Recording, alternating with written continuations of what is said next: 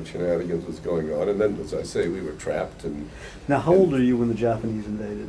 when the Japanese invaded, I was about 16, I believe. And and so we were trapped there, and we were in prison for 3 years.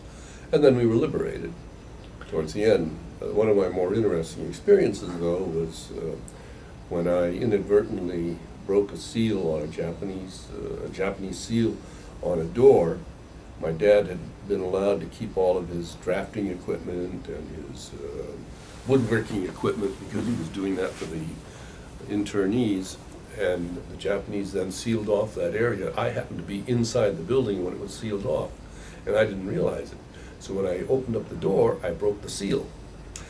And a Japanese soldier, a guard, saw me, but he was way on the other side of the building. And he sort of motioned to me, and I thought he was waving hello. And I waved back, and then I went down the stairs.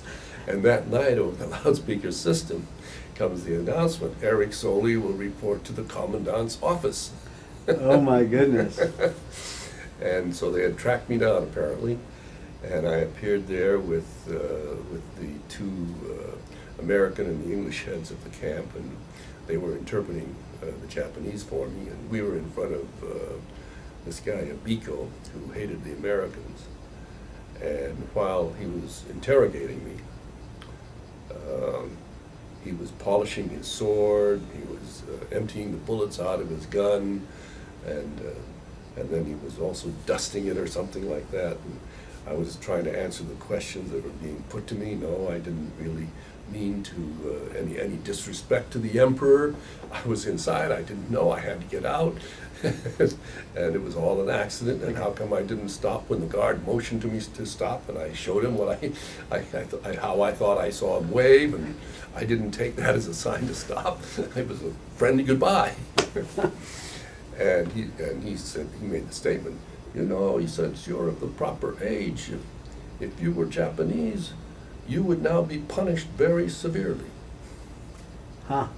And he waved his samurai sword in front of me. Yeah. And swish.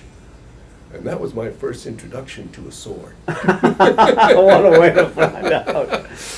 Well, the other thing he did was he picked up his gun and he also aimed it at me and went click. Oh my So you can God. imagine I was quaking in my boots here. Yeah, well, that must have been terrible. Or my sandals, because that's what we were wearing. Yeah,